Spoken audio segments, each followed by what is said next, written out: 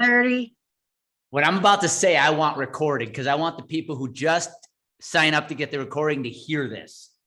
I want to thank every one of you for showing up and actually being here live, because I guarantee the reason many others don't show up is they're too busy doing work that's not generating any revenue. So what we're going to be talking about today is a case study on a 400 life group. Who would like to know that one? So That's why we're here. I would say, you better say yes, or I'm going to kick you off the Zoom right now. So what I want to walk through, guys, this is an actual client of mine that I work with one-on-one. And he's with a fairly sizable firm, regional, not one of the big firms, but not small independent either. And he had an opportunity with this 400 life group. Now, let me set the stage. This was a company that had, it's an auto dealership. So they own, I don't know how many locations around the Midwest. And so he had an opportunity to go in, and they had multiple brokers on different locations. So the goal was they wanted to bring it to one broker, all locations. And all in, this thing is about $100,000 revenue account. And so they had an opportunity as a finalist to come in, present.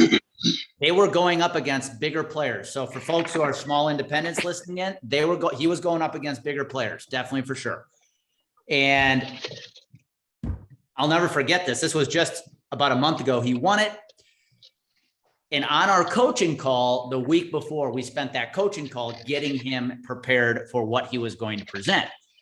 And so what I want to walk through for you guys today, I thought I'd walk through, and I'm not going to share every detail to obviously respect him, but I want to walk you through what he did to present this in a way that was completely different and made him stand out and look so different from the competition and make it all about the prospect. So I'm going to walk you through it. If you guys got any questions, as I always mention, feel free to stop me, ask. We go a half hour. We'll make this thing short, sweet, but very, very impactful. So let me grab some markers because we're going to do a little drawing on the whiteboard. So this is your chance to take a lot of notes, guys. I encourage you to do this. So I want you to set the stage, or I want to set the stage for you, I should say. 400 life group, auto dealer. So you could insert any industry, any prospect in any industry you're going into. And we had to come up with a way to create a prospect that, or a proposal that was going to be very different, make it all about the prospect. And some of you have been on my past webinars. You've heard me talk about what I believe is the perfect webinar, or I can't talk today, the perfect proposal. And that is, you have got to make the proposal all about the prospect. So because I like to have a little fun, let me show you guys something, because I'm going to set the stage for what he did not do, because this is as important as what he did do. So what he did not do, as I share my screen here, is start the presentation, the proposal, with a slide that looks like this, that says, look, we're top employers. Look, we're with the Rosetta. We're with UBA. We're with NextGen. We're one of the world's best workplaces. We're just awesome.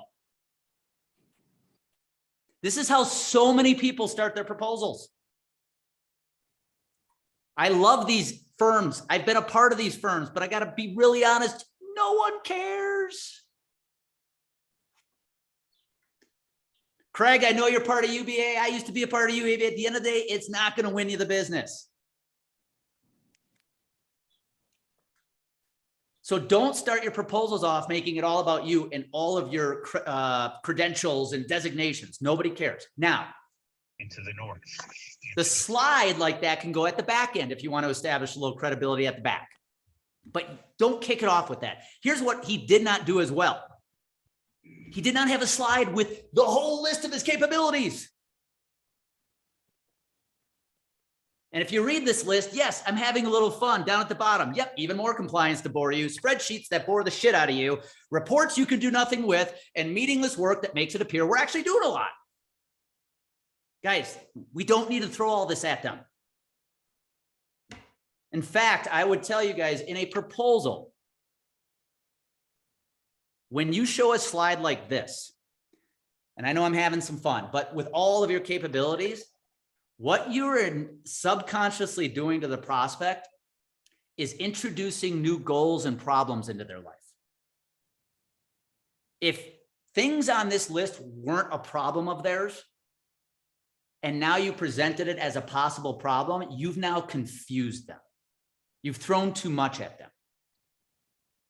And once they're confused, as they say in the book Story Brand, if they're confused, you lose. So again, want to have a little fun, but the point is, guys, don't kick your proposals off with, here's who we are, here's why we're great, here's why we're big, here's all our capabilities. That's not going to win you the business. What's going to win you the business is making it all about the prospect. So here's what he did do. This is what you want to start writing down. The first part of his proposal is he walked through the goals and problems. Now, what he did a great job of in his discovery meeting, his first meeting with the prospect, is he asked 4 questions. Some of you have been in my coaching calls. Some of you have been on my webinars enough. What are those 4 questions, folks? Somebody answer them.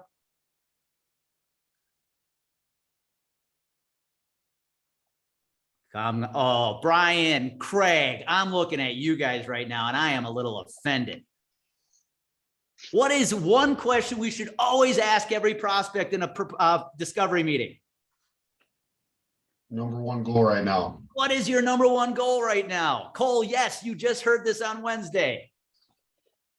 What is your number 1 goal right now? Second question, what would it mean to achieve it? Third question, why aren't you there? What problems are keeping you from achieving it?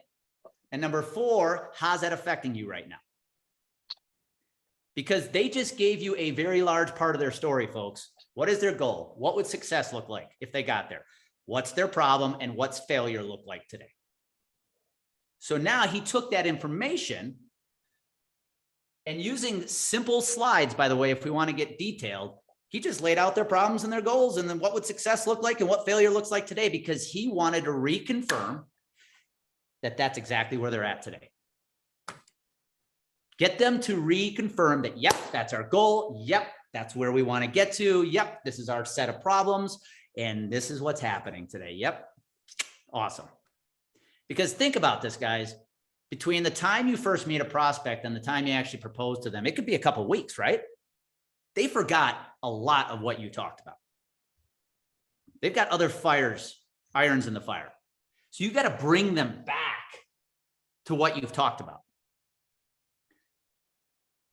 So once he did that,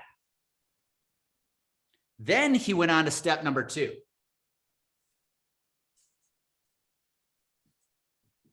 And I'm going to keep it simple by just calling it solution. Here's what he did. Now, for the folks, I got a couple people who've been through my academies, one that's currently in it. Guys, you need to develop a process that helps your prospects win, that helps your clients win. What do I mean by that? You need to develop a process. And I challenge people to keep it a 3-step process that helps turn unhappy prospects into happy clients. And it's a process you need to be able to rinse and repeat over and over, because at the end of the day, you're going to meet with prospects who have different goals and problems, but your process should be the same every single time. So what he did is he built a little process, a little ecosystem. I won't give the name away. And he brought this process. He showed how this process was going to help the prospect win. And his process was broken down into 3 steps. Control, access,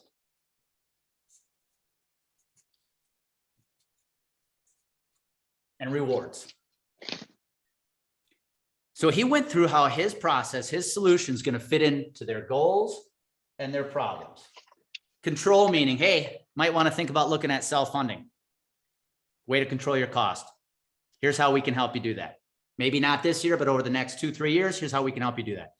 Because if we can control your cost through self-funding, number 2, second step is access. We're going to teach you how your employees can get better access to the healthcare system. how you can get better access to claims reporting, to transparency on how your plans perform. And number three, we're going to set up a reward system for your staff that when they make good decisions in the health insurance plan, they actually can eliminate deductibles and out-of-pockets. But you'll notice the solution's not self-funding. The solution's not reducing deductibles or RBP or direct primary care. No, his solution comes down to three pillars: control, access, rewards. Because if somebody's goals and problems are different than this group, and by the way, this auto dealer wanted to save money, he still can pivot his process and make it about control, access, and rewards. Control, access, and rewards can mean many things. Everybody following that?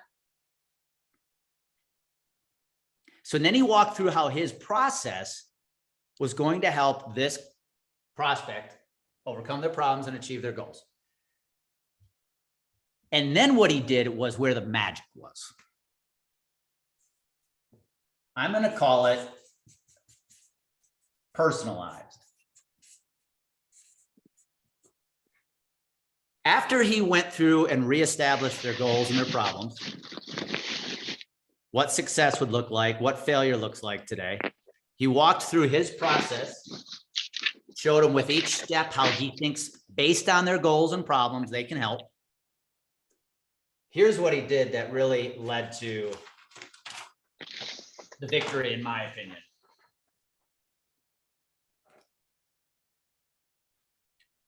Is he said, listen, I've done my homework. We've done a little research. And we know that in our market, geographic market, auto dealers, on average, the average sticker price of a car in this market is $50,000. And he said, I know that gross profit margin, again, because he did this homework, gross profit margin in the auto dealer world, in that market, in that industry, is 8 to 12%. So let's cut it in half and call it 10. So you guys do the math with me. If I'm an auto dealer and I sell a car for 50 grand sticker price and my gross profit margin's 10%, how much do I make? Craig, I saw your hand go up for $5,000.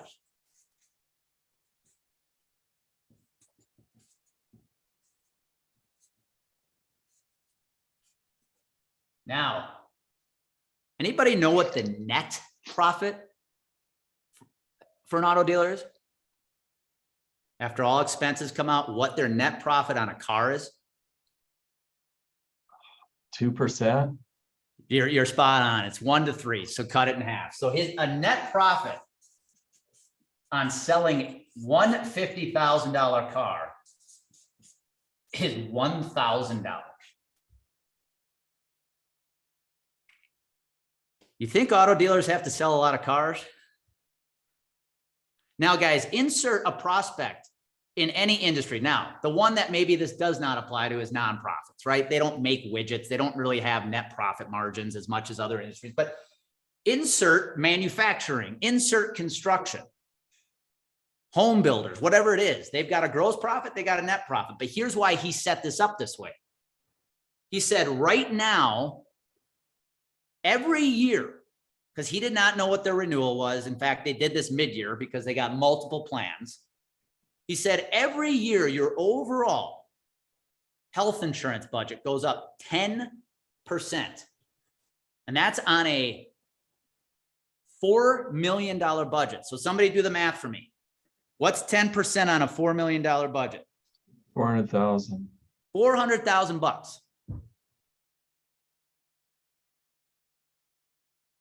Just to earn that with sticker price, they've got to sell 8 more cars, right? But now you start factoring into gross profit. Let's not even factor in net profit. Let's just factor in gross profit. If their expenses go up $400,000 because of the health insurance budget, how many new cars at a gross profit margin of $5,000 does this dealership have to sell next year?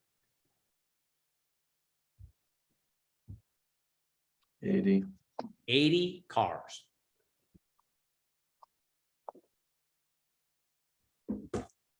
And Mike said, now imagine right now, every year, your budget goes up 10, your sales reps have to sell 80 new cars just to offset.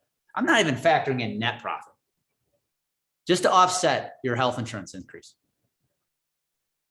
He said, I'm confident through our program, our system, if we implement the steps we take, we can save you 10% conservatively. Because this group fully insured, oops, I knew this would happen. 400 employees fully insured. I think I'm conservatively confident we can save you 10%.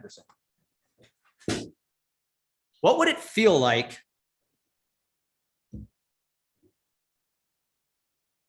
if we let you start next year 80 cars ahead? Instead of watching your expenses go up 400,000, what if we could reduce them by 400,000 and gave you an 80 car head start next year?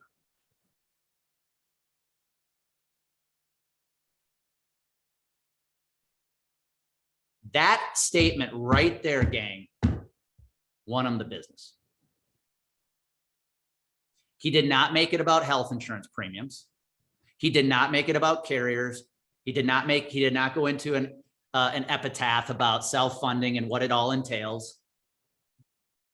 He just shared his solution, thinking, if we can get you to self-funding, we can start controlling your cost, which will give you and your employees better access to plan performance in the healthcare system, which will give us a chance to create a reward system to help your employees eliminate their deductibles and out-of-pockets. But here's the real kicker, Mr. CEO, Miss CEO.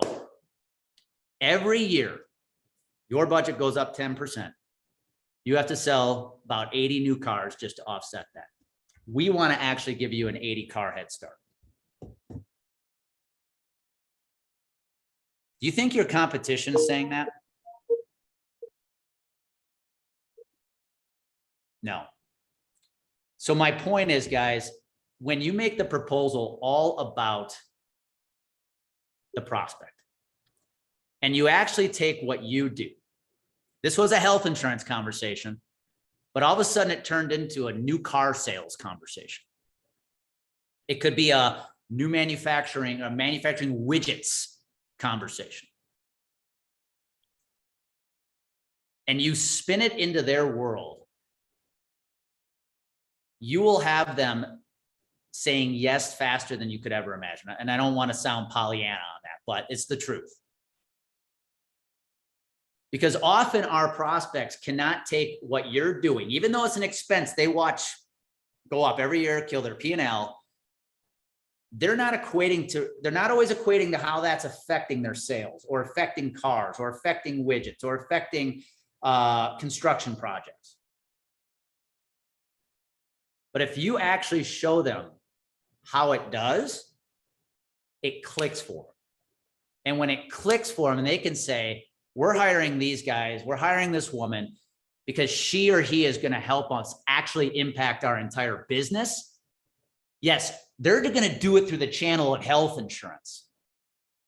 But the impact it has on us when it comes to selling cars or making more widgets, now I get the whole picture. And the last thing he did was he said, if you believe we can help you, keyword being believe. If you believe we can help you do this, we can help you start next year with an 80 car head start. Here's what the next 12 months will look like working with us. Here's what we've got to do to make this happen. So in summary, he kicked it off with goals and challenges, just restating the information he gathered in the first meeting. He then went through his solution, but remember, his solution is not a product, it's a process. So I challenge everybody on this call to think about how you can turn the products you're selling, because you'll sell different products to different needs, how you can turn your products into a process you sell. And then he went into the numbers and what the numbers meant to that company. And he said, simply, if you believe we can help you do this, here's what life looks like working with us. And that last piece there is what gives the prospect the comfort, the clarity, and the confidence that they can do it. I've said this a lot lately because I heard somebody else say this. So I am totally replicating and duplicating this. But at the end of the day, you don't need to get your prospects to believe your products work in the proposal. That's not the goal. Just get them to believe you believe. If you truly believe in what you sell, show of hands. Everybody, do you believe what you sell? Put a little fire, a little passion behind that. Get them to believe you believe that what you're about to do is going to work. And you will give them that confidence to take the next step. So I wanted to run this webinar because for him, this was a game changer. He's actually just started. He's been with the agency for a while, but he's really only been producing for about 6 to 8 months. So he's trying to prove himself. This was the biggest game-changing proof making he ever could have. Because with this one sale, he just outsold the rest of his team this year. And he's just getting started. So my point, guys, is think about how you're looking at your proposals, how you're creating your proposals right now. I bet you many of you, like me in the past, every proposal you're recreating the wheel with this new presentation. And you're spending too much time on how are we going to let them know we're credible? How are we going to let them know we're the one? How are we going to let them know all about our resources? No, just make it about them. Actually simplify your proposals. Because when you simplify them and you walk in with confidence and you make it all about them using terminology that impacts them, they're going to look at you different. They're going to look at you like this is a consultant. This is who we've been seeking. And you're going to win a lot more, especially those big opportunities. And this applies to any industry, as I mentioned. You want to be, anybody go after construction companies. If I were you in a proposal talking about construction companies, not only would I talk about the numbers, but I would talk about you being the GC of their health insurance. How many general contractors are also the plumbers, the electricians, the roofers, the drywallers? They're not, right? What do? They outsource it. Every contractor you will ever meet with that is not a general probably does work for generals. So if you walk in and you say, listen, my job today, just like you work with your general contractors in your business, building a home, a highway, or a commercial building, my job is to show you how we're going to be the GC for your benefits by bringing you the best partners out there. You talk that language to a contractor, you got their attention. So we got 5 minutes. This is your chance to puke questions on me. So fire away.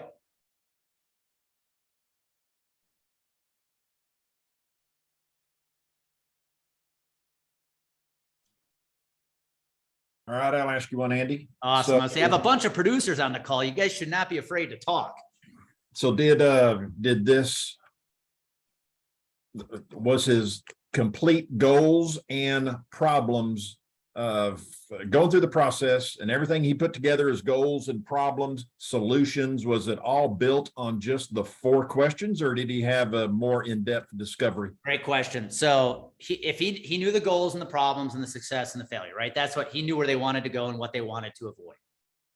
In the process between the proposal and the discovery meeting and the proposal, he had gathered some plan information. Some details about what they're doing today. Now, in this case, because they had multiple plans, right? We're looking at different plan designs, different geographies, different carriers. So he had a lot of that, Craig, in his arsenal ready to go. But it was just a mixture of the questions, the main questions, along with some current plan information that allowed him. That's how he knew they had a $4 million budget. That's how he, you know what I mean? It allowed him to give a presentation using their numbers. Okay. But I'll tell you guys, for proposal's sake, you ask those 4 questions and you gather some of the pertinent, maybe plan information you need. You don't really need much more to come back with a powerful proposal. You don't. Once in a great while, you're going to have to use a quote, right, to win business. I get it. But here's what I challenge everybody to do. This is a very, very big mind shift if you can do this. For anybody here who finds themselves having to include quotes in a proposal, make sure it's just part of the strategy, not the strategy itself. So if you take the time to create a process, as I have mentioned, the 3-step process that you use to help prospects become happy clients. If you're selling that process, the quote is just a part of that process. And I think the difference between a broker and a consultant, those names get thrown around loosely. A broker, their entire value is built on a quote. A consultant just uses a quote as part of their process. Because yeah, if you want to move a group to self-funding, you may need a quote and have numbers for self-funding, right? But I challenge everybody here when you go into proposals, if you're one of those that may be trying to push a prospect down the path of level funding, self-funding, captives, whatever, don't feel like you've got to make the change today to win. Show them what life could be like and then be the one who takes them there. They may not go there for another 2 years. But if you give them that clarity of what you can do to get them there because of your process, you can win the AOR now and then get hired to be the one to take them there. I think too often we feel like we've got to make the prospect make a change to get hired, and we don't. Give them a path they believe in, remember, because they believe you believe, and I think you'll win a lot more AORs without having to make drastic changes up front. Any other questions?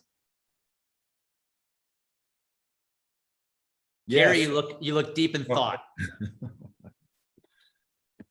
All right, Andy, I got to be deprogrammed somehow. I can avoid a page that says, hey, I'm UBA, blah, blah, blah. But man, it's hard for me to get around at some point talking about capabilities. Here's what I'll tell everybody to do this. This is a quick fix, guys. If you use a proposal, a presentation, PowerPoint, whatever, for a proposal, other than your title slide, the first 4 slides should be nothing more. Honestly, guys, slide 1, problems. Slide 2, or excuse me, slide 1, here's your goals. Slide 2, here's what it would mean if you get there. Slide 3, here's your problem. Slide 4, here's how the problems are impacting you right now. I challenge you to reserve the first 4 slides to just those 4 questions. Andy, are you saying he went from the discovery call straight to proposal? There was data collection in between, Brian, but there was not a second meeting. Really? Now, where you can shift that, gang, is I would encourage you not to have a long discovery meeting followed by a long second meeting, followed by a long proposal. If you need a 3-step process, what I would challenge you to do is actually have a short intro call, 15 minutes. Then go to the discovery meeting if they're interested. Then go to the proposal. If you try to do a 30, 45-minute discovery followed by a 30, 45-minute data gathering meeting, that's a lot of work for them and they may not do it. It just seemed premature to jump into the proposal with very light understanding of what you're doing. Well, I would tell you, Brian, the best thing you can do is if you want to do an intro call on the front end, make sure you spend a few minutes telling them what's going to happen. Here's our process. Today, we're jumping on a quick call just to meet you. If you're interested, we're going to do a discovery meeting. We'll dive into some deeper stuff, a little more. And then what we'll do is from that meeting, we'll come back with a proposal to show you how our solution could help you. If you set the stage of what's going to happen, it's easy. It's easier for you to go from that step to that step.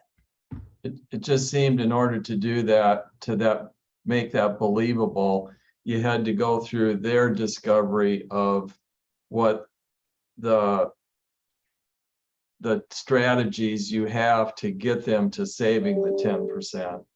it didn't seem like it would be believable. Like the example you've always said, it's like how we can save you 40% on your PBM cost. It's just not believable. So that was the part that I was taking note of. Yeah. So when you get in a proposal, for example, right, just flat out saying we're going to save you 40% is not going to track them. But if I had some planned data, let's imagine this group's already self-funded. If I got planned data and I know they've got 4 Humira drugs on their plan, Right. do I have the ability to come back and say, hey, based on our research on your current activity and your current plan, I think we can actually right now, I think we've got a good chance for at least $300,000 of savings, because we can take $300,000 from 4 Humiras and make it 0. Right? That's legit. You're going to show them literally, this is how we're going to do it. You can do that in a proposal, because if you show them the steps you're going to take to do it, now they start believing. Yeah. Okay. Yeah. But just flat out saying it without starting to without showing maybe some granular steps to do it. Yeah, it's going to be hard for them to believe that. And don't get me wrong, guys. Not everybody's goal is going to be cost savings, right? It may be, we're just trying to recruit people. Our benefits, our coverage sucks, or, could be compliance. I don't know what it is, but when you develop that process should be able to help them with anything they have. Andy, how are you getting the financial data on these companies, or how are these brokers doing that? Are you giving them a form to gather the data, or you send them a list of questions in an email? Yeah, I would. Number one, if you can gather the data in the discovery meeting, Stacy, better, without trying to get them to give it to you afterwards. But to really put a good proposal together, one, if you want to collect some plan information, obviously you've got to ask for what you want. If they're self-funded, they probably have some claims data they can provide you. But even gathering info like, what is your current annual health insurance budget right now? Oh, it's $4 million. Okay. What are your current deductibles right now? Okay. Out of pockets. Okay. What do employees pay right now to be on the plan? Okay. Those pieces of information they should have pretty quickly. I get that, but I'm talking about the financial data about the inner workings of their business. How are you getting that information? Oh, I Google. Oh, okay. Yeah, go to Google and literally. You were just looking at industry information, not that company's information. Yeah, you're never, Okay. unless you're working with Stacy, unless you're working with Apple, a public company, you're never going to get their financial data, right? Okay. Just go Google and say average net profit margin in manufacturing. Just because a lot of companies will not be willing to give you their net profit. That's some just think that's private, which is true. Just go look at industry averages, because that shows you've done your research. It may not be exact net profit for them, but it shows you've done your research applicable to their industry, and the numbers will make sense. And then they can do their own math. You just showed them that this is what you need to look at. They're doing their own math. Yep. And but unless you tell them it's worth 80 cars, they never pull the two together. Yep. And how would you do that with non-for-profit? Because they don't have a profit margin, and I actually have one like this that may fall in my lap. So here's what I would tell you. Now you guys you're just trying to get me to spill all the beans, aren't you, Stacy?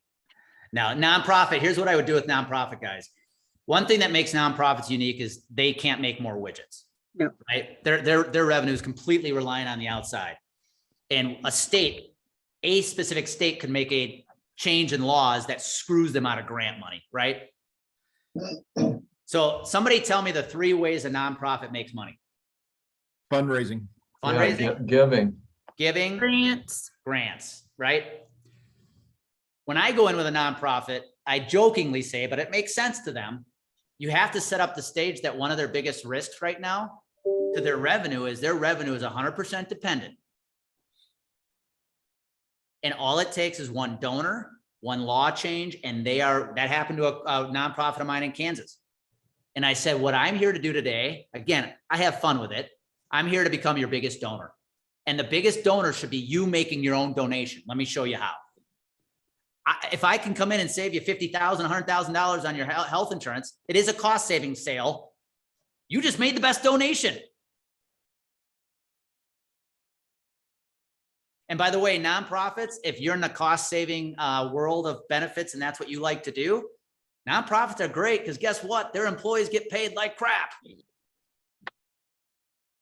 And most employees that work for nonprofits are there, truly there for the mission. A lot of them are. They're there. They don't care about getting paid a lot. They're there because of the mission of the nonprofit. But anything you can do to put money back in their pocket, they're going to appreciate. Thanks. But it's thinking about how your prospect works, how their world works, is going to make your proposal so much more effective. Just me saying, even if it was humor, saying, guys, I'm here to become your biggest donor today. They now know I know how their world works. Because here's the other problem. Nonprofits, anybody know what brokers do to maintain their nonprofit business, even though they're not really doing anything for them on their benefits? What is the one thing a broker always does to make their nonprofit client know they care? Donate. They make money donations. And I get irritated about that because I'm like, the broker's doing nothing for you, but they donate $25,000. Great. That's when I started coming in and saying, I'm going to make the best donation you've ever made. And it's not even requiring somebody to give you money. You're going to give it to yourself.